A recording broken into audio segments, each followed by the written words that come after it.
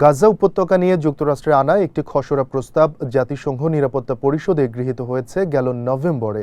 এতে উপত্যকাটিতে যুদ্ধ বন্ধে প্রেসিডেন্ট ডোনাল্ড ট্রাম্পের পরিকল্পনাকে সমর্থন জানানোর পাশাপাশি একটি আন্তর্জাতিক স্থিতিশীলতা বাহিনী বা আইএসএফ গঠনের কথা বলা হয়।